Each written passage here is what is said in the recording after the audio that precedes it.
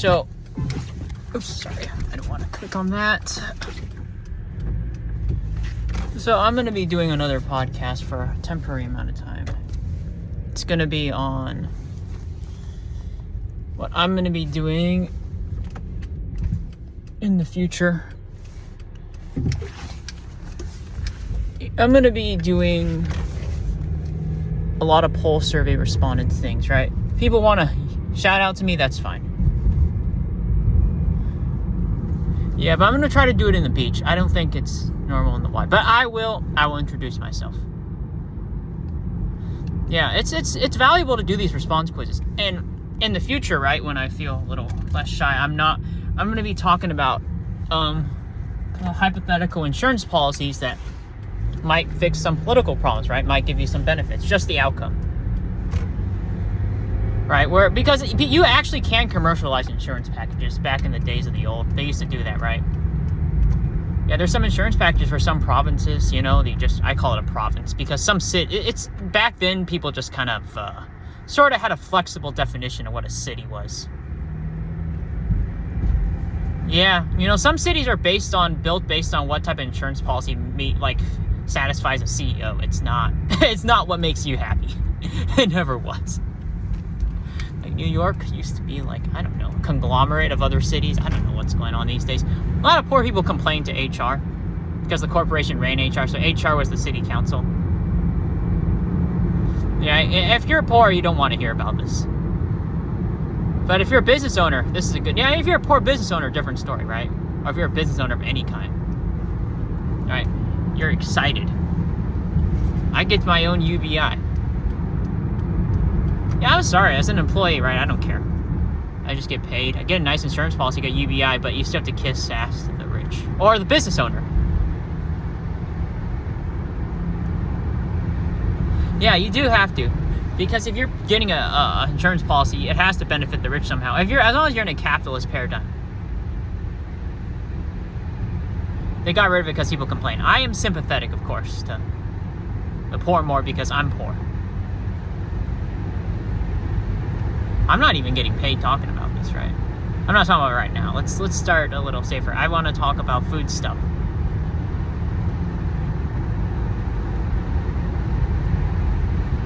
Right, let's look at safety. Because if you talk about political questions, people want to punch you in the face. But let's not go there. I can still broach politics if I want, just indirectly. Because we still have to talk about solutions in the end. Solutions don't have a political bent.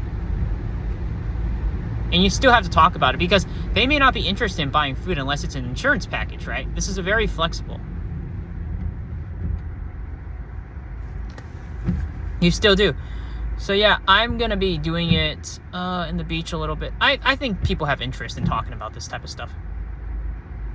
Right? Because the companies aren't doing anything exciting these days. You saw Amazon's Twitter feed lately. It's just boring stuff.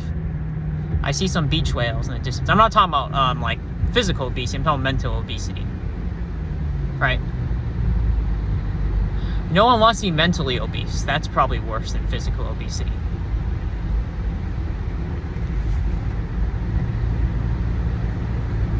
Right? Mental obesity is probably the worst thing I've seen, right? Your mental BMI is like 25.0. That's, in my opinion, no offense to marketers, that is their obesity right now. Right? I see some nice Amazon videos, nice Christian Hanukkah stuff. It's like, I could probably get paid $15 to do that, couldn't I? It's not that hard. Some of these Reddit videos are higher quality, right? I'm pretty desperate. Anyone want to ping me for some extra cash, please do. I am super desperate to get some money because the degree failed. It failed me. So I'm here to provide some real value to you as I camera on a car. Provide you some legitimate value and not a quote value from the paper, right? The college degree. Now they provide value, don't get me wrong, because everyone assumes it has value, so I'm okay with that argument too, because I tried to benefit that way as well. Yeah, it is, because standardization, it really depends. It does not really, it's not really a measure of competence, because everyone grade curves, right? It doesn't benefit me saying this, by the way. right? If you grade on a grade curve, that means you don't. That tells you there's no grade curve when you run a company, right? There's just reality.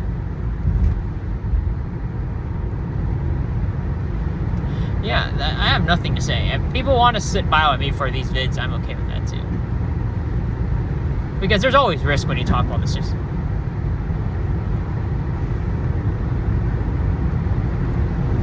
Yeah, it's just reality. You can't, there's no nice way to get responses from customers, but you can be respectful, and I like to be civil about this. Yeah, you kind of have to. Otherwise, what's the point? I don't know what the companies pay people to do these days, but it's definitely not marketing. I think it's a little bit of TikTok and Instagram. I guess that's what got them their job. I don't know what Amazon does these days. There's like one cool logging guy I met on LinkedIn. He works for Amazon. Forgot his name. Not memorable, but he did have experience logging. Seemed like a good worker. Too bad he didn't help Amazon branch into the logging industry. Probably would have been more valuable. Whoever's working there, right? Maybe they want some Amazon wood.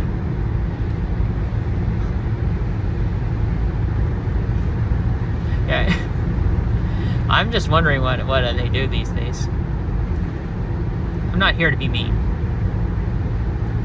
I'm just here to be realistic. Realistic does not mean what you think it is. Yeah. I can sense the pain.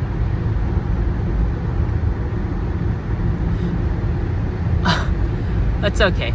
Yeah, seriously, if you grade curve, it's a bad reflection of company. Now, you still might need to, right, to get that A, because everyone needs a job. So, I'm just pointing out there people need to get employed, and I'm okay with that. I'm just pointing out that there's a lot of things employer that you need to learn to learn subjects that don't have obvious monetary value, right? So I'll give you an example. Literature, Shakespeare, right? That has no obvious market value, right? But you need to sort of know it. You don't need an A+ in it. I think that's sort of a waste of time. Because it kind of boils down to, well, how do I coax the language the right way, right? I much prefer a Pidgin style Shakespeare. I don't prefer the way Shakespeare is created. Like, you have to have the right analysis of something. I much prefer a creative art rubric. I think there's a good case for it. I don't like the way they grade Shakespeare analysis right now, right? Because I always get graded down for like the wrongly analyzing what's going on. Like, there's only one interpretation. I always like to add anime stuff. Like, I like to have a broader. No, there should be. Don't get me wrong. You should know. Now, if it's graded specifically on one kind of interpretation, you should grade it based on that. But I much prefer, it's more valuable if it's broad, in my opinion. Yeah. If it's not broad, that's not what the employer wants. See, there's problems here, right? Now, if you want a narrow interpretation, right, that's useful if you're trying to read like the general sentiment of the social atmosphere, especially if you're trying to do some dangerous office politics in the office. That is important. I could certainly see that, right, if there's a case for that. I'm just saying right now, like for a general value to start off, it's better to go with the creative art format, right? We can talk about grammar and stuff being and content, right? Just needs to chuck out content. There should be some revamp. It depends on what the employer wants, right? If we're going to base everything based on the employer, we really do have to modify the school curriculum for that subject.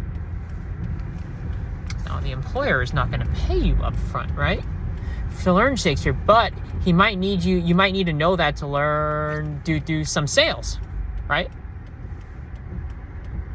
But Shakespeare alone doesn't have value. It's always the components that don't have value in of itself. It's kind of like, well, there's wood. If you sell wood, do you make money?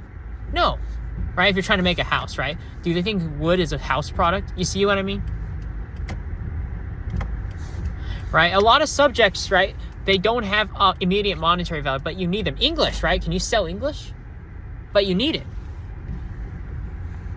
You need English. So I'm sympathetic to that argument that English doesn't make you money and it's a waste of time and money. But you need to, if you're going to argue that, you need to show me an employer who's willing to hire you just based on your arithmetic skills, right? I need you to show me an employer who will take the risk and ignore the fact you're not good at English. I've heard those arguments a lot on YouTube, but you need to show me an employer. And if you can't, then don't talk about it, because it's true. But there's always conditions for everything. There's conditions for every single thing, right? I talked about this on Twitter before. Right? And if you can, please, I urge every teacher to bump that kid to the front line. Oh, crap, I went to the wrong arrow. Right? You bump him to the front of the roster. You get him out of school, get him hired, right? Who cares? If his whole goal is to get a job, go. You go. Right? Don't, who cares if you flunk? But I think the employer does care. Those arguments apply, but they need insurance, right? So you need to learn other skills, because the more skills you have, the more attractive you are to a customer. We all understand this for any business. That's not a strong argument. Now, people will say, well, Elon didn't go to school, right? Dude, so what? He worked twice as hard outside the school system than he ever did before, right?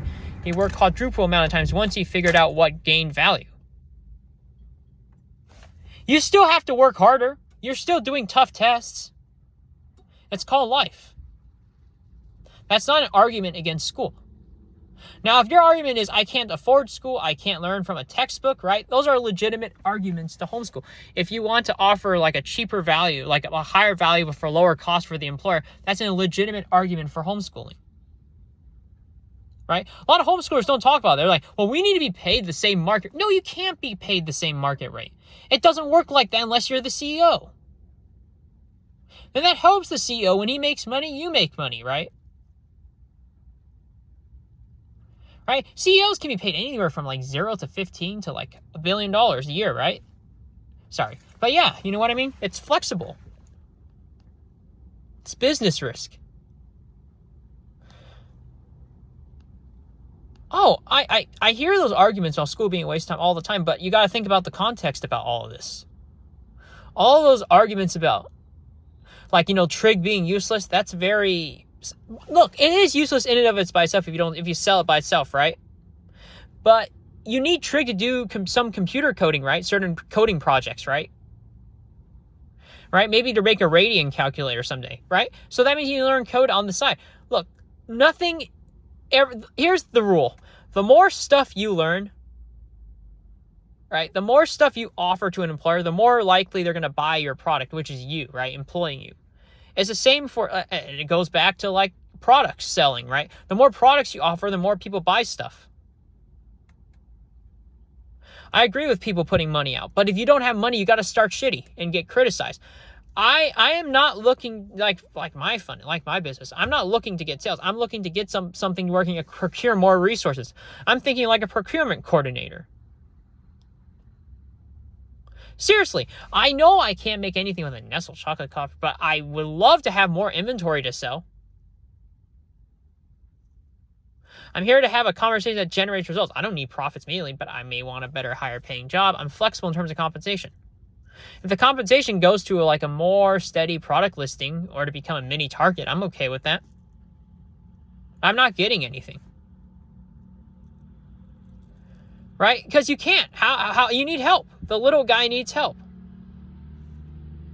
Right? You can't just spend like $5,000 for business inventory expecting no returns. That's not fair. I'm going to be honest. I'll be disgustingly cheap in front of people who watch this. No, you can't. Some people got lucky. Businesses, you look at their advice about $5,000. They got lucky. They got like a couple townspeople who vouched, right? They all did truth or dare, right? Hey, we all have $20,000 in the bank account, right? Hey, someone do truth or dare. That's how most businesses started back then, okay? No one wants to talk about that because it's just ugly. Because the joke is the moment you talk about no one wants to buy your product. So you need to lie about it. No, a lot of businesses, they timed it well, right? They did truth or dare, something like that. I'm pretty sure my dad did back then. Right? I took a $10,000 loan. I had like 50 of my friends promise to be my clients, right? That's what happens for like almost 90% of those businesses. That's why I'm like, I haven't seen any real new businesses out there.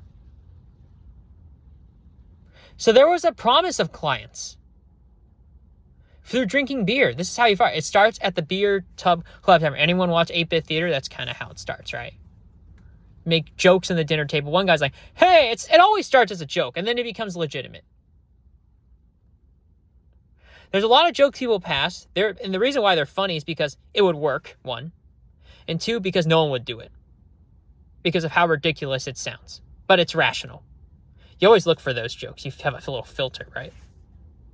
Because that's how you feel comfortable. Because you know everything around you in terms of advice is bullshit. It's true. That's how you start. I don't have anything. Look at my bank account. You want to criticize me? Oh, you need to spend 10 grand. Go ahead. I don't think that's fair. You can give me something from a used donation box or anything, right? I don't think what asking me to like take 10K or some business loan for 100 grand. I don't think that's fair, dude.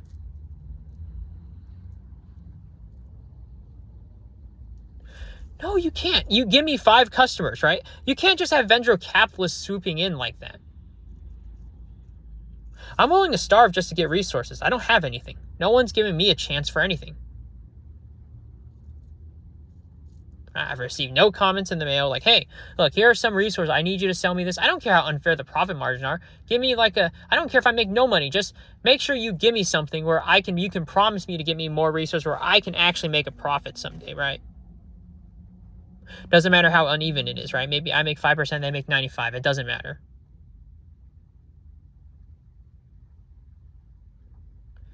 No, because you can't. You can't just sell business proposals like that. You need legitimate backing from someone, right? Jeff Bezos did. His family had a social network. I keep talking about this, right? No one talks about this anymore. They just say, oh, you just throw money. Like my mom does this too. You just throw money in a transportation. It's going to happen. No, it doesn't take off like that. It takes off where you have awkward, friendly beer conversations with people. That's how stuff takes off, okay? And you play Cards Against Humanity. That's how stuff actually takes off. That is how things they do not take off. We're like, oh, you just throw money at. No. It's not. It's more than just throwing money. You have to have, like, if you're going to throw money, you have to have a hell of a ton of money. Like a couple mil, right? You see those business loans for a couple $100 grand? That's your ballpoint mark, right? You need like 4 times that amount. Because the business has a lot of flamboyant advertising, and all these editors, they're paid, they're like, you need to pay like what, 80 grand bank? I can't pay for that. And if I were to look for like magic hexes, I wouldn't be able to pay 80 to 100 grand that I'm seeing on the black market, right? It's too expensive, right? Like you might need hexes to start your business. You can't, right? To attract customers. That's one of the best solid ways to build capital. You can't. You know how you get those? You get awkward beer conversations with your friends. Play beach peach volleyball, right? This is not the stuff people talk about. Do you know how much shame? And of course the village gets involved, right? You offer to be their customers. You do something back for them. You need people. You can't just be like, oh yeah, I'm going to spend 10 grand and something just magically happens. You need to consider the context, the little guy. You can't, and they have to have some moment where they lecture you on how to get more sales, and then it gets started, right? Dude, no, you can't just be clean the first moment get-go. You can be clean on areas you can control your decisions, right? But you can't be clean all the way. It's impossible because everyone always changes their mind. And they make up different rules. And then they A/B test the rules, right? That's where the dirt comes from. And it's like, okay, maybe my rules aren't as good as theirs, right? That's what social rules are all about, right? Because it becomes flexible when you start a business. Everyone's like, well, I don't like that rule because I have a different work schedule than yours, right? Right? I might decide, hey, maybe I want polka dot pants, right? When I, as a customer, come by. Some of us don't even want to, or hate other customers who cough, so we need to make different social rules. Others might have different social preferences because they hate the other guy, right? We're always bartering social rules when we go around when we start a business. Yes, you do. Everyone who says no, trust me, I want to have a legitimate conversation. I would love to see a perfect social formula that exists. It doesn't exist. There's nothing that exists. Because you look on the internet, look how much people hate each other, right? Everyone lives in their own little echo chamber. And anyone who brings up like a topic where here's the trick. Here's how I know people hate each other. Because everyone on the internet doesn't like each other. They all separate themselves. There's the invention of echo chambers. is the best proof that people don't like each other. No, seriously, if people like each other, wouldn't there be no echo chambers? I'm not even triggered. It's just reality, right? As an SJW, you know that. And the definition of echo chamber is everyone is agreeing on only one topic, right? They're not like comparing and I guarantee you people have different views depending on what the topic is discussed. The whole purpose of an echo chamber is everyone's focused on one topic that they all agree on. They don't focus on the other topics they don't agree on. I talked about this in the last podcast where it's like, well, yeah, you all agree on Call of Duty, but when it comes to buying the next game, not so much, right? But we ignore that. We just focus on liking Call of Duty as a general whole. Everyone disagrees once we go to narrow down to their exact purchasing decisions, right? Right? Purchasing decisions translate to political issues too. Do I put any stock in this point of view? Do I put any stock in that point of view? That's where the money goes, right? That is how you start getting people hating each other, when you reveal everyone's interest, right? Because economic actors always act differently. That's why people hate each other on that topic. And I always talk about topics that piss people off, which is the employer. The employer is always trying to cheapen you, right? Right? Have you ever seen a Black Friday sale where everyone's trying to attack each other? That's pretty much what it feels like when you're talking to your employer. They all fight to get the cheapest plasma screen TV. That's pretty much environment I created if people were to respond.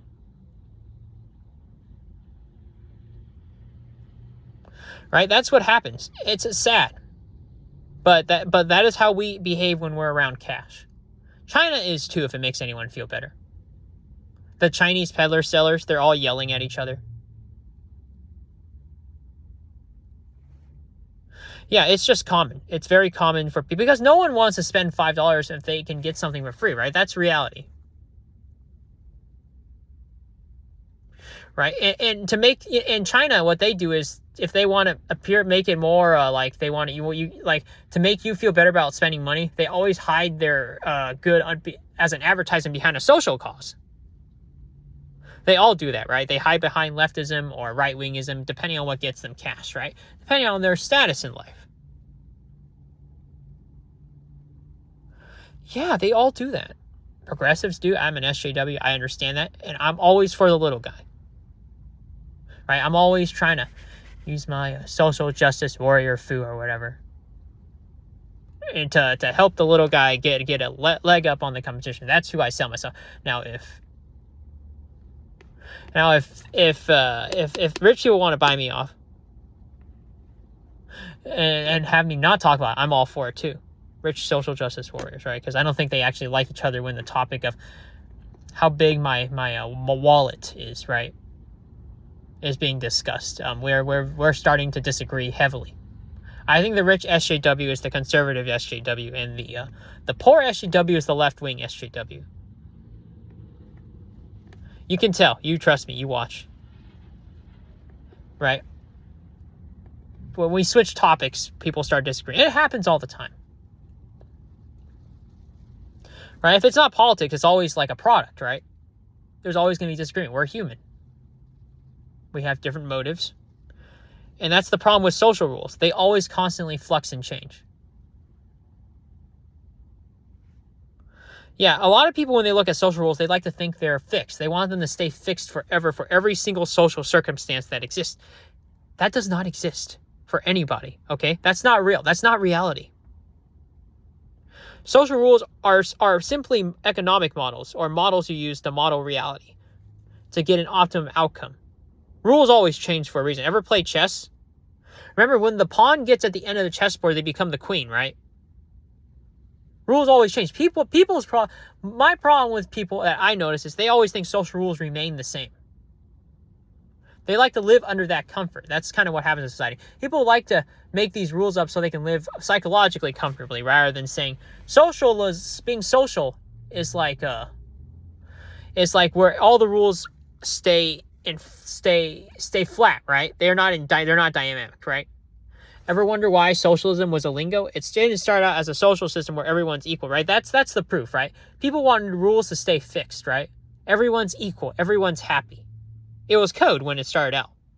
There's legitimacy in the cause, don't get me wrong. right? I talk like a Solwell left-wing strategist, but I'm just telling you, my goal is not to, I forgot what his name is. Not Sortera. I'm trying to remember. God, it's on the tip of my tongue. I'll figure it out later. Some left-wing strategist, the right-wingers say, I'm here to be that guy, but at the same time, I'm also here to be that guy who's here to bring the right to the negotiating table. Because they don't even have a legitimate right-wing movement. Right? Strategists understand that you have to compromise with reality. Right? There never was a strategist like that. Now I am offering to be that strategist. I'm offering to be that Thomas Sowell or I don't remember any of these guys' names. I'm losing track of these people. Offer to be that Edward Bernays strategist for the left. Right? You need some currency. Offering SJW some currency. They don't have to be left-wing. Right? They got roasted by both sides. They can be an independent SJW party. Right? It gives them the most flexibility. Right? You LARP on the left. Both sides hate you, eventually. Right? Now you be an independent LARPer. So you can both hire outrage bots for both sides, right? Why be limited to Hollywood? Maybe you want a right-wing Hollywood say, I'll be Candace Owens. You have maybe one half of the SJWs be the Candace Owens of the world. And the other left-wing ones, which is the original group, be the Kathleen Kennedys of the world, right? Or Anita Sarkeesians. They can all coordinate in secret. Form their own new left-wing Breitbart or whatever, right? Independent Breitbart. Restructure with Breitbart. Right? Breitbart worked with Aria Huffington, I think. So you can pull the same trick, right? It's called a marketing trick. It's a marketing gimmick. Everyone thinks Breitbart. Hey, you sell something legitimate. Sort of. The trick is not to be entirely legitimate because Breitbart is not entirely legitimate. You see why this works? I'm here to bring a new perspective to the left-wing SJWs. Maybe it might be time to branch off from the left, right? Make more money. Maybe some right-wingers don't like Mark Dice. Maybe he's not a true Kekistani guy, right? Maybe it's time to think about your money. Now you may say, I don't agree. It doesn't matter. You have experience being outraged. You might as well use your outrage for something productive. To inflict whatever their version of justice is. I got my experience 2016 Gamergate. I got my experience being triggered. Here's my portfolio. Can I get hired by you, Breitbart? Right? I might settle with food stamps. Right? Yeah, I got to deal with reality. It's true. You're fighting for social. At the same time, you still need your coffer, your cheddar, right? People do a lot of unproud occupations in their lives. There's so many occupations we're all ashamed of. I'm ashamed of working as an Amazon warehouse worker. Right? As an SJW. I don't complain to HR. I'm special. I know better. Complain to HR, you just get the axe, right? Forget about that.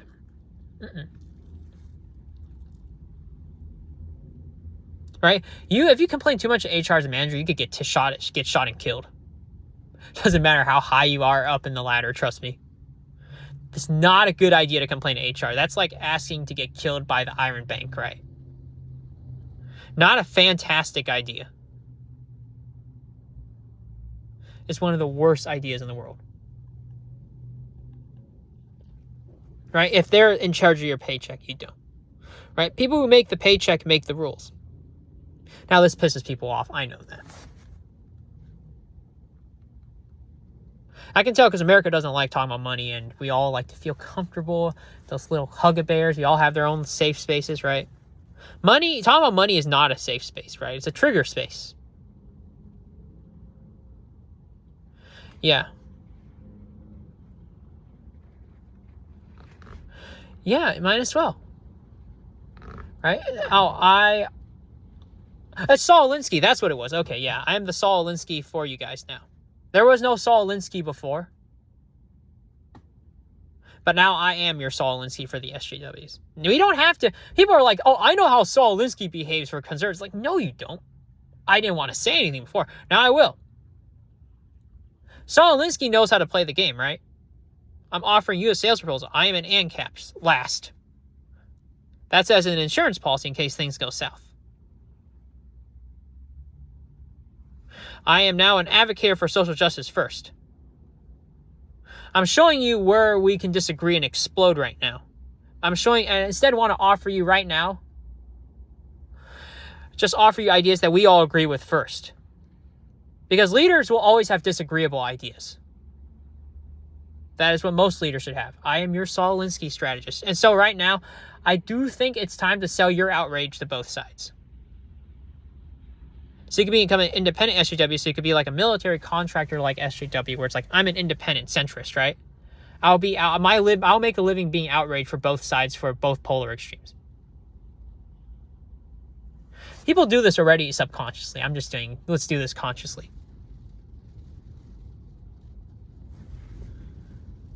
Right? I taught you guys on Twitter, or I made an observation. I wouldn't say I taught you, but I made an observation that if you want to do a sales proposal, you smear your opponent first. Does that sound like Saul Alinsky to you? It does. Saul Alinsky in today's era, I would argue, would be an ANCAP. Wouldn't directly say it out loud. Because here's the thing. No one who's a strategist says it. People who are strategists don't plainly say out what their ideology is until later on. This is how a strategist moves. They're usually the opposite of what they say they are. It's called the sale, right? Now, they pick a side for something for a reason other than politics. Saul Alinsky did not become a leftist because, and I think it's the same maneuver I'm doing right now, he did not become a strategist because he liked the left. He became a strategist because he didn't like his own side. And the other side offered something that he wanted. It was the ability to flip-flop or be flexible, right? This is legal now. Right? The left had something else. It wasn't being an SJW. And it was the fact that the left had sympathies for both the right and the left, the poor class and the upper class. That's the ability to flip-flop for him. He liked that flexibility. There is no flexibility for that within the right, while at the same time supporting progressive causes and supporting mercantilism, right? Because remember, I think J.R. Tolkien was around there at the time. They believed some anarcho-monarchism, and they had a mix of that, right? So Saul Alinsky decided to join that because it gave him more mobility to discuss ideas that he agreed with. Otherwise, if he's stuck in the right-wing camp. Now, he wasn't openly right-wing. That's how you can't trace it. That's why the conservatives, in my opinion, were kind of dumb on that idea. He was technically right-wing. That's why he spoke about it so plainly. Because he was being plain about what he wanted. He was presenting, hey, I'll support your ideas. What I appreciate, I will stick with, and the reason why I'll switch sides because I have this one point of view of being able to switch sides, right? On a certain subcategory of certain issues related to monetary movement. And he talked about it plainly. He doesn't say it plainly in the book because the joke is he cued you in earlier on the public forum.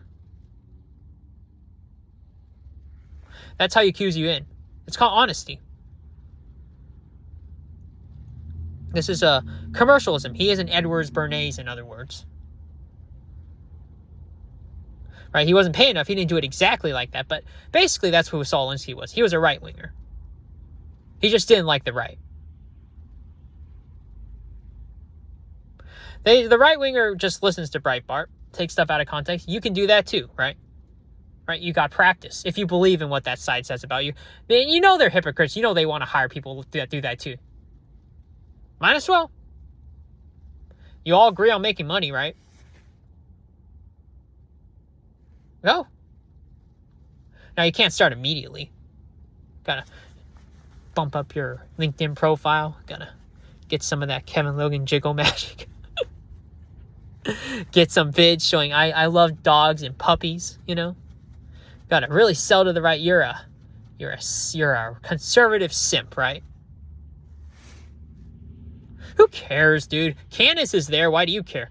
Right? If you can't beat them, join them.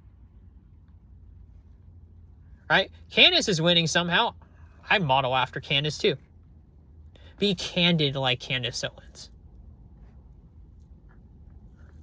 Everyone will be like, okay, I'm in on the joke. Yeah, I need to make money here. There's no jobs offering for outrage on the left. I want something for the right? They're pretty pissed off Donald lost. Might as well. Can I get paid 30? Good. There's no UPS jobs right now. Right? Tucker is just not my flavor of outrage right-winger. I need a true right-wing tech, right? Cool. I'm left-wing. I can offer to be that. Let me go make my resume look better. Let me morph in about a week. We'll see where things go from here.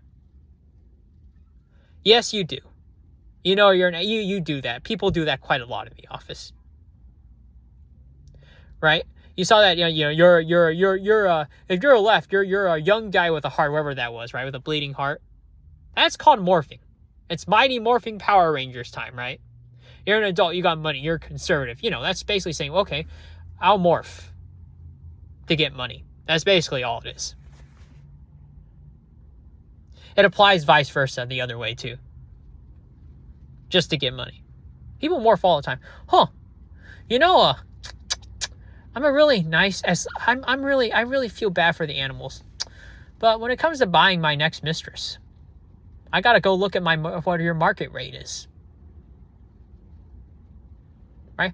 I will send you 50 grand to a cute little doggy. No problem. But mistress, that blowjob ain't good enough. I'm nickel diming you. I get a 50% discount right now, buddy. Yes, you do. People do that all the time. You can tell with the way their mind's thinking.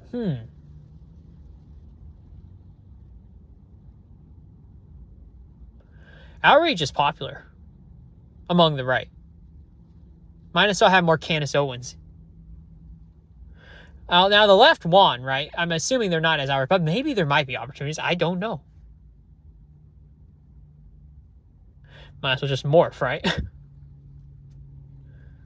Who cares if you get caught? There's a lot of conservative hypocrites out there. I know ANCAPs don't even get an audience, so they're all sort of hypocrites, arguably. I got banned by Stykes, by the way. So, right-wing SJW. And then what about Donald? Donald was like a left-wing guy before he ran in 2016. Why don't you fit in? I'm saying, forget about, just think about your cheddar, right? Don't, you get more money, your life is nicer, isn't it? Doesn't matter how, quote, disabled you are, or disabled, right? Legitimately disabled, of course. Right? You're legitimately disabled. And you got disabilities. You're not going to get through the college system, right? Some people need help. Maybe accommodations may not be enough, right? Disability accommodations. For the DSM-5 spectrum. Might need to get an extra job, right? To help you pay to go to school again if you fail, right? Everyone needs to do things they're not proud of, right? Because the thing is, once you get more capital, you can do more things that you are proud of later on in life. That's how capitalism works. That's how life works, right? You gotta squeal, you gotta squirm before you learn how to walk, right? Because people start learning the rules. It's not just money, it's every other currency. People start learning the rules, they blow up less, like they make less mistakes. And so they keep evolving over time. In businesses, you may have to re-evolve and start over again, right? Depending on what your social credit is, right? Evolution works like that, right? You're a billionaire, you get broke, so you have to do unproud things, you go bankrupt, then you go become rich again, right? So evolution, there's something called psychological evolution, and that's very subjective, right? Psychological evolutions depend on your social reputation, right? As an SJW, you're basically playing the same game. Now, you may have to start over, right? You may say, well, you're a loser now, right? Because you got damned by a mistress, right? So now you got to start over and act humble and stuff, right? And then once you get enough social credit again, right? You which is part of evolution, the more social credit. It's like spending money. Once you get enough social credit, you can go back to being arrogant because you're expected to be. Like social cred, that's one way. I guess that's a better way. Social cred's like currency. Social reputation, right? Humble and being arrogant, those are like two sides of the same coin. It depends on how much social capital you've built up, right? Being a W and being an L is all dependent on social capital. That's the plainest way I can put it. Right? And the trick with that is the evolution is subjective. That's not really evolution. Psychological evolution is dependent on social capital. You wouldn't really call it evolution, but people like to talk about, like, I evolved my views because it makes you feel good. You get to afford to be arrogant or humble brag, right? That kind of evolution is real. Don't get me wrong. When we call gathering more capital, we call that evolution. But the thing about that kind of thing is when capital kind of goes low, you have to re-evolve again, start over. If that makes sense. I can explain more later, but yes, SJW or anyone in politics, you got to play that game. You go back to being, let's say you're SJW, want to integrate with the right-wing SJWs. You say, hey, I'm a loser libtard, right? Here, you see like 10K in your bank account. Now you're changing your mind because you're desperate. Right? You do the change my mind edition where you're like, oh yeah, I burned all my left-wing paraphernalia, right? You start out, and then later on, when you rate to the right circumstances where the right's ready to listen to your opinion, you start buying left-wing gear again. It's kind of like when the Christians were out of power in the Roman Empire, right? They were crucified, right? They had to switch their method of operation by going underneath the shadows. And they had to restart over, get gear again, right? And that's all dependent on social cred. You got to make sure that social credibility remains high. You can judge your social credibility by how people respond around you in general, right? Even strangers. That's how the game works. Social credibility is how strangers act. If they ignore you, right? Social credibility is either neutral or pretty high. Now, if they're friendly towards you, social reputation is pretty high. This applies to celebrityhood too. Now, if you're a billionaire, right, and you did bad things and disgraceful things, people tear you with loser or Volkswagen cars, that means your social reputation is low. It's not really evolution. It's more like a currency, right? And if you're a loser billionaire who, didn't maintain their social media platform, maybe the people in the YMCA, right, spit bio at you, right, when you go there. So you have to change how you behave around people. You got to be more humble. You got to be more Zen-like, right? You can enjoy your less Zen-like feature. You can be more arrogant once you get more social capital, of course, right? Once trust redevelops over time after you generate more real results. You can afford to generate fake results once you have enough social capital. Social rules are very much built on social capital.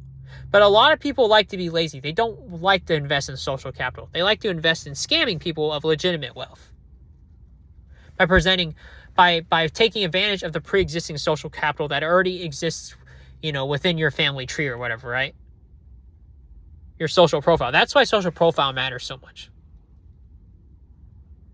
Right? People may not believe you that you're being monitored, right? That means you have a low social profile. You don't need to present any court of proof. Now, you want to present court of proof anyways to make sure your social profile, if it's high, right, they'll believe without saying anything. You want to present it to make sure it's maintained, right? Because if you get disproven by an underdog, right? See, I would like to actually be an underdog for a business, by the way. Because then I actually have money to do something, even if I lose. Transition, maybe get bought off by my competitor. Who knows? I can't even do that. I'm not even overestimating or even underestimating. I'm nowhere. That's why I want resources when people buy my business. Like when people donate stuff, please send me resources. Send me something on my mail. I really want to start something. Right? I need something. Like Bill Gates, let's say he does something bad. He sells a bad product. He gets people spitting close near him. That's when your social credit is low. That's what happens, right? The social court of public opinion gets negative. It gets sour. You can feel the tension in the room. That's what's going on, right? No one believes that you're tailed because you have low social capital, right? People express stuff negatively. Ever play Persona? This is a similar concept. Negative karma points, right? This is real life. There is no, in that sense, there is evolution of views. Don't get me wrong. But in that sense, if you're doing it to get higher social cred, to get if it's for the purposes of money, there's no realism in terms of I evolve my social rules, right? It is real. Don't get me wrong. People change all the time. I want to add some context as a Saul Alinsky strategist. If people want to attack me, feel free. That's why I didn't waste any time, right? and just roasted the right. Right? A lot of conservatives, they say stuff, but nothing happens. No, nothing happens. It's just TARDIS all the way. Right? I picked a side for a reason. I gave it to you, right, SJWs? My fellow SJWs, if you're listening to this. I gave it to you because I wanted political flexibility. I did not look for monetary flexibility like Saul Alinsky did.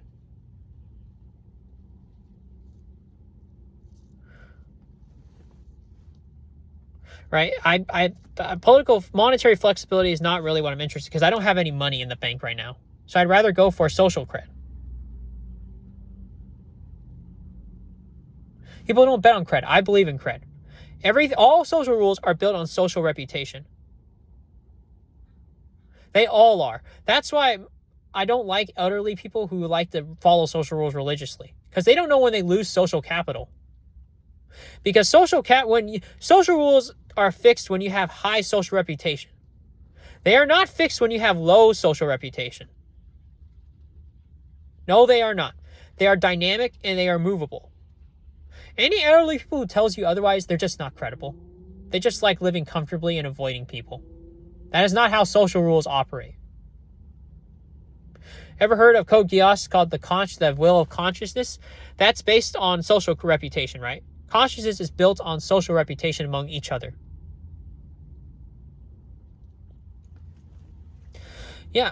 So when people quote evolve for the purpose of getting more money, that's not evolution. That's artificial. That's fake. And you got to play the same game in life. Right? Being more humble and being less humble, that's not really evolution. That's just tactics you use to get more capital. And as a consumer, if people tell you about it plainly, you should be fine with it. That means they're genuinely trying to change. I'll tell you a little secret about celebrities who virtue signal. None of them are credible from both the left or the right. They're just trying to find ways to make more money while credibly living under their own ecosystem, right? They just want more money. Think about it. Look at their wallet. There's nothing wrong with that. If they just want to merge with your side, feel part of a group, that's fine. Be a little forgiving. If they're honest with you the first time.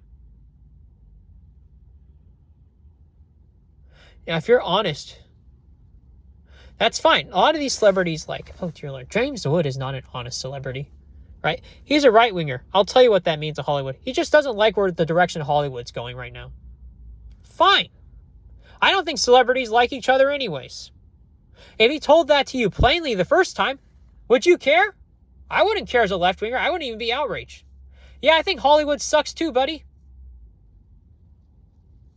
Right? I don't think it's going a good direction. You see how expensive movies are these days? I want them to put different messages too. I'm an SJW. I can disagree with other SJWs. I only support social justice. That doesn't mean I support social justice in literally every circumstance. I do support it for the movies, don't get me wrong, but that doesn't maximize your profits, right? That doesn't maximize your profit caps, especially in this country. No, having a woke Ray is not going to make you a box movie hit, right? That simply does not. Now, if you present a better model, I would love to hear it. Kathleen does not present you that model. She just wants to virtue signal to you because she thinks her SJW followers will follow her to the group. No, they don't.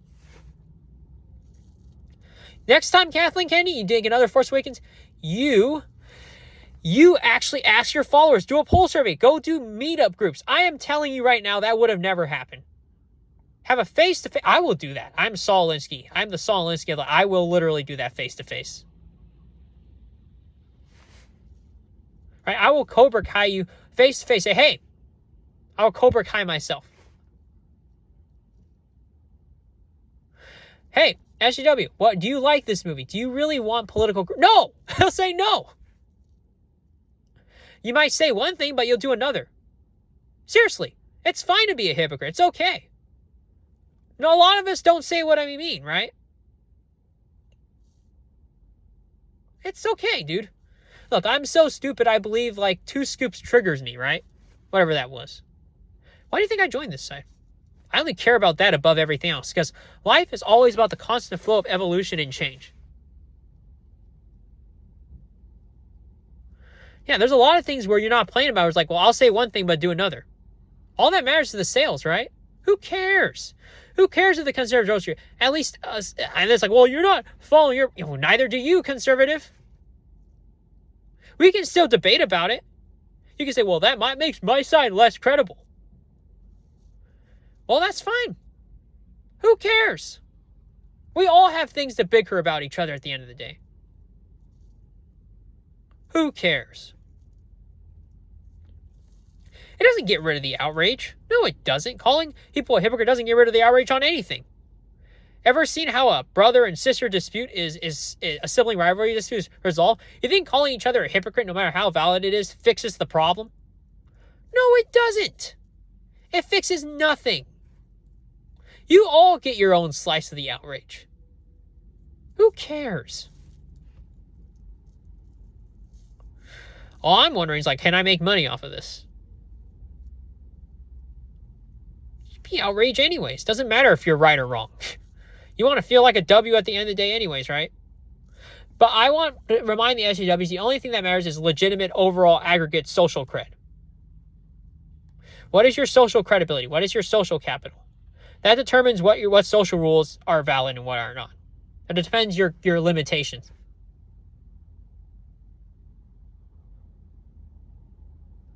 Right? What are your limitations? If you're a billionaire, you fuck too many people, you got covered, you got smeared too much by Fox News. You know you're going to have baby strollers following you down the street, right? You know what that means. So you got to act humble. Now, if you have a good, clean slate, you can go back to being an a-hole. That's not legitimate evolution. But you still have to say, I changed my mind. Because that's the right way to talk to people when you're lower on the social totem pole, right? Right? You got to figure out the right ways to coax up. We understand that. Social credit is about figuring out how to say the right things at the right time. Now, I'm low on the pole. So, and it's always good to be honest about what's going on. Now, if you're super low, you got to be honest. Like, hey, I did this. I'm sorry. Right? I'm being honest with you right now because I'm low on the cred. You can afford to lie. You kind of have to, depending on what business you are, right? When you're higher on the social cred. Yeah, you can afford to play the niceness game because you might have to sometimes. That's how it always starts. Well, you need to have that authority because you have to do it anyways. You still have to lie. Because you're playing a riskier game. It is absolutely an essential requirement to lie. Now, I will always, you don't have to be honest anymore. Now, the thing is, I will always be honest first. I'll make an easy, honest message once I get high cred, which I don't have right now. So I'll just be completely honest about what I'm doing. And I'll say, hey, look, do this, do that, because people will get confused by the details. So right now, I'll explain all the details and my simplified message. And then I'll be because once you're big, you can't have time to do everything else, right? People will have to pay me to simplify my other messages. Or I summon staffers, right? This is kind of the things you have to look at your cost time benefit analysis, right? You got to focus in on what you need to focus on. So right now I can focus in on explaining every detail of why I do certain things. That is the social game. You invent rules, that's what happens. Rules change depending on your capital. Low on the capital, got to be honest about what you're doing. Doesn't really matter if you're polite. Now, people will tell you, hey, you need to be polite, right? That's fine. You still need to be polite, don't get me wrong. But you can always break rules, depending on what it is. Because advertisers break rules all the time. It's called a conversation. Right? You gotta know which ones are they. That's how the purpose of rules. Now, you can follow all social rules once you get a high capital. Okay, just recapping. Right? When people quote change their mind, it's not legit. But, you got to word it right. You could have just said, hey, look, I'm going to say I evolve because I really want to leave an impression on you. That's another way of framing it, right? I'm saying it's not legitimate evolution, but the point is you're trying to change. Change does not mean you're evolving. You're responding differently because the court of public opinion has presented you dissatisfaction, right? Has expressed disapproval. That's what's going on with social rules. Now, the elderly people, they won't teach that. You want to know why? Because they're looking to the employer as your parent. Now, that was acceptable back then. The employer agreed to be the parent, and it was agreed that they would have a polygamous marriage. We're basing our social norms based on some past. It doesn't really exist anymore.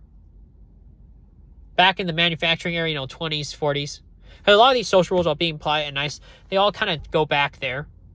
It's assumed the employer is your parent, right? Because you're not really parenting. It passes on. You're passing the buck on, like Social Security. Because that does not apply all the time. You're coasting on the you're basically saying, I have no social reputation. I'm borrowing social reputation from the rich guy. Or a collection of rich people. That's what's going on with these social rules. That's what's going on. And when they say, oh, you'll learn when you get older, that means the rich guy is your parent. That's why I'm basing my logic on. Because it doesn't make sense if you're a kid, right? And the rich guy's kicking you in the shins. Like, oh, okay, well, if I get beaten up enough, no offense. No shit, I'm going to change my mind. Those rules don't exist anymore. Or that assumption, that legitimate assumption no longer exists. Now, if it still exists where the rich guy's like, hey, I'm your parent, like the days of the Rockefeller when he opened that public library, and it's in paper. If you have it, I'm all gunning for those social rules. Rules like that don't exist, so you got to challenge the social structure. That's always been the case, right? You have an actual structure, and that's a luxury to actually have a structure. The truth is, there is no structure. There's some guidelines, don't get me wrong. We have guidelines, not a structure. Structures are luxury, right? It's like a house, right? It's a luxury for people who have well-established business feedback loops, right? Right? It's so relevant to everything else. The court of public opinion moves, right? They graffiti your house, right? They TP your house, right? That's a real thing, and you got to change your behavior. So a lot of rich people forget that game, just adding that caveat. They're too lazy to remember they have to go back to being humble. Because then they reassert their authority, right? The court of public opinion. It's a game of chess all the time when you're in power, right? You can't just use your power irresponsibly. Sure, you can protect some people, but you have to let loss happen. I also discussed about this in the Sanchi analysis I made on my Google Sites review. So you can find it on my notification B2 Twitter feed. Right? The rich guy, I think Shang-Chi's dad, he has to let loss happen. He has to let his mom die. It was predetermined. He has to let it go. Because that was the dweller in darkness, right? The right way to play was to cue the passengers in to warn him not to take the flight. It's called the test. Right? This is an example of social reputation, social cred, right? The entire movie would have been a game of teaching you the morality of how morality is flexible depending on social credibility, right? Social reputation. You got to make sure that social cred dial, social capital, right? Otherwise known as SMV to some extent. That's a subcategory of that. And you have to behave differently. Now, it's not legitimate evolution. Everyone responds differently to incentives. Like your girlfriend might have the pants in the relationship. You got to act a different way, right? Compared to like when you're in public. Of course it's subjective. Subjective evolution is not evolution, guys.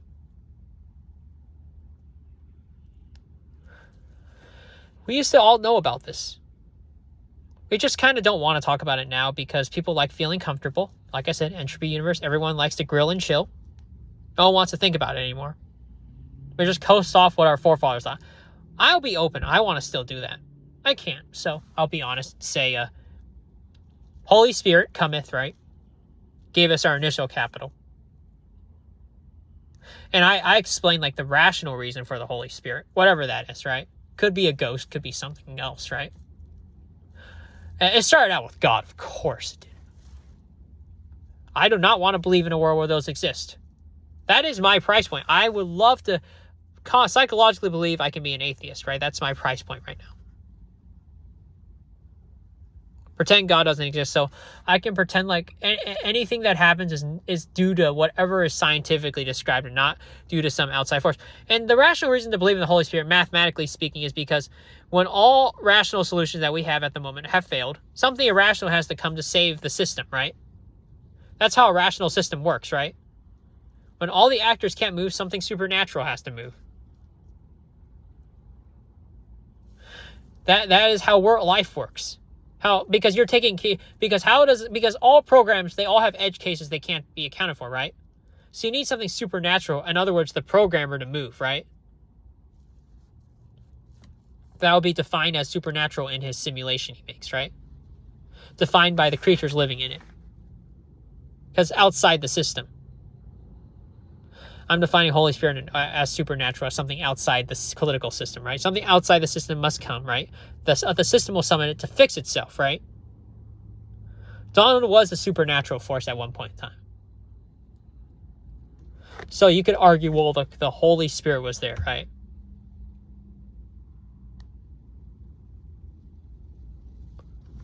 Yeah, it's sad. We don't have that capital anymore. But if you want, if it depends on what you want to do in life. If you're okay with if you're fine with not fixing the system, yeah, you can go back to believing what you want to believe, which is the reality that the employer or the corporation, right? It's mandatory that you die for the corporation meme.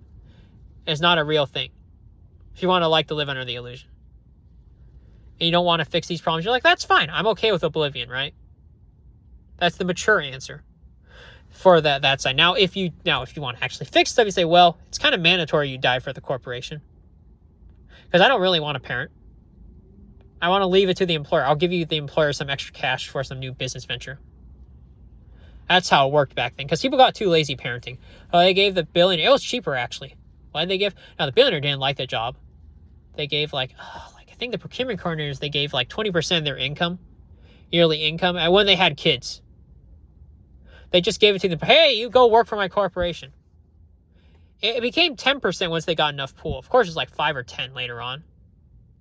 They just pooled it to the parent. I'm serious. That's sad. Didn't matter how well the business did. Because then the other procurement coordinators would start their own business, right? And they would divide the parenting role between the employer. DC and the employers were the parents. That's what happened back then. If any homeschooler wants to ask, what happened to the homeschool? They were in charge. They were your homeschoolers. They just punished you with electric whips and sent magic ghosts to demonically possess you if you did bad. That's what the employer did. Oh, I'm your nan. Bill Gates is your CNA caregiver. Or so was Jeff Bezos. I'm serious. That's what happened. We just outsourced parenting. Corporal punishment, that was supposed to be for whatchamacallit. But I'm going to give it to my employer instead. You see how this game is played now? The employer was legally allowed to smack you. They still are today, by the way. You have non-disclosure forms that prove it. It's the employer that spanks your kid. And as long as he works slave labor, you're okay with it. It's mandatory, right? It's your staffers that punish. It's the corporate staffers. Yeah, they're the ones that administer corporate punishment. So I'm serious. So that's why the court of public opinion existed. So they outsourced it to the employer because the employer made more money. Even if they're uneven profit margins. Because God's the greediest out of them all.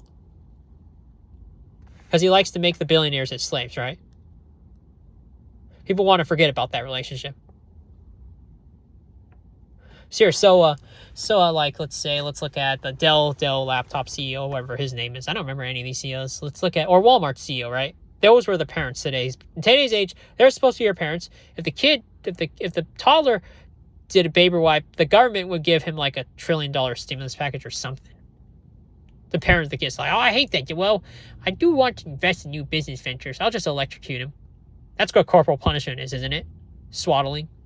Corporate style. It's called corporal punishment for a reason, because it's corporate. You see how similar those terms are? People need to know that. People are just not plain about it. Yeah, it's the CEO that spanks them.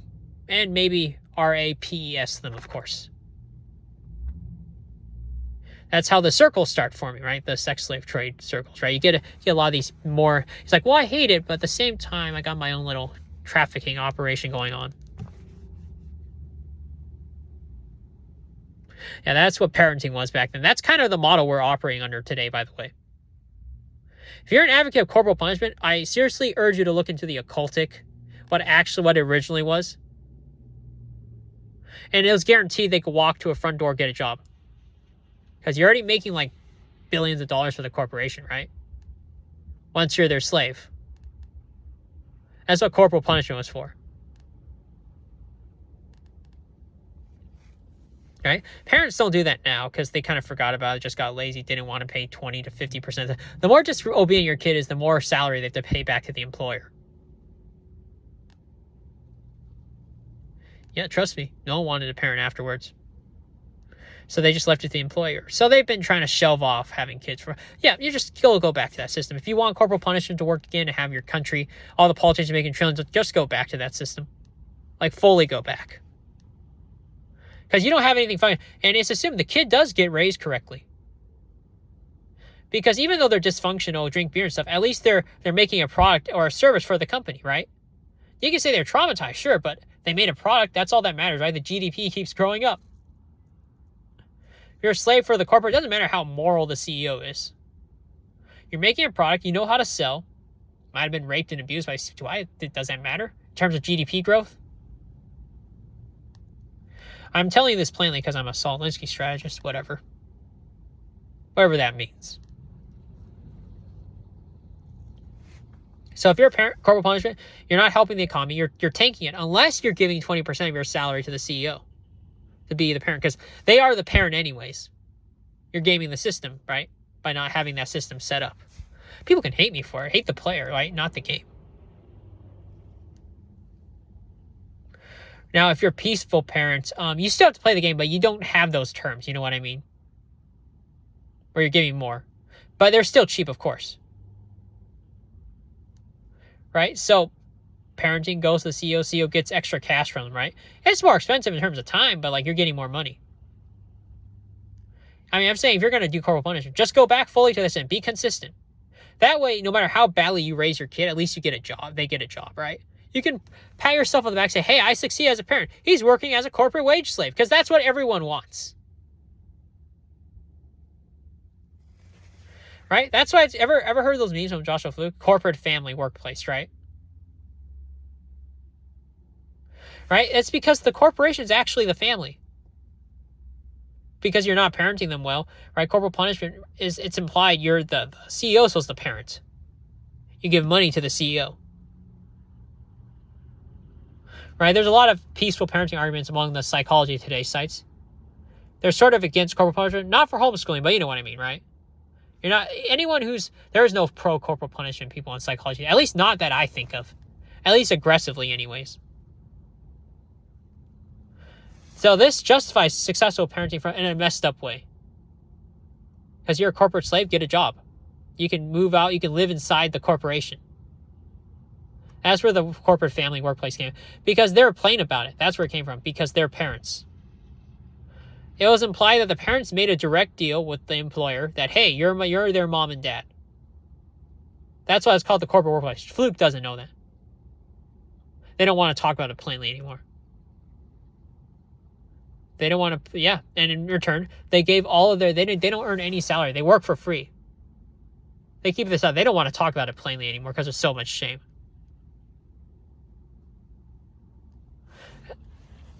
That's what corporate work family means.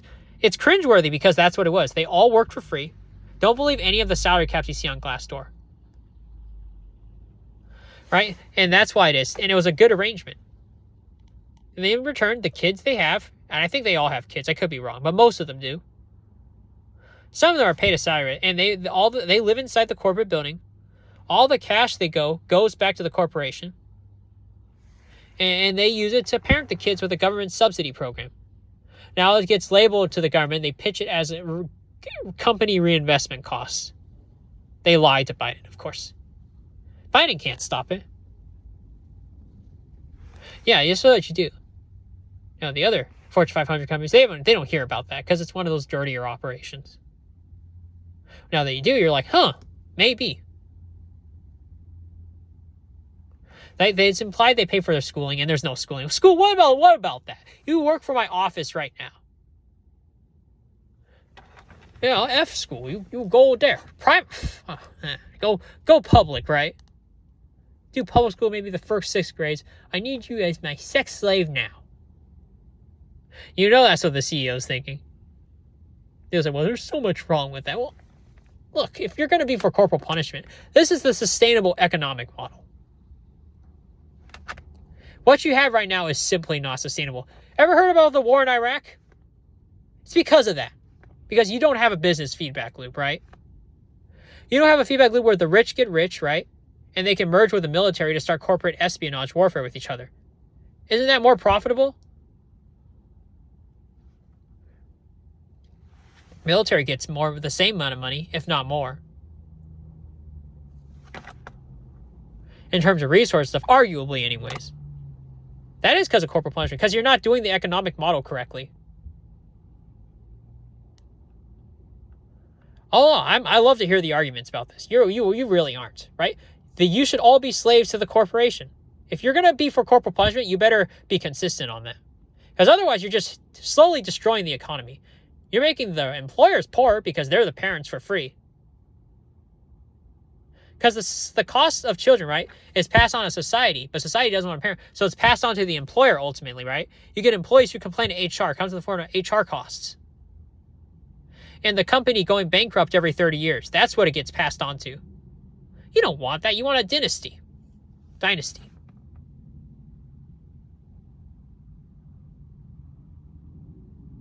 Anyways, I'll end it here.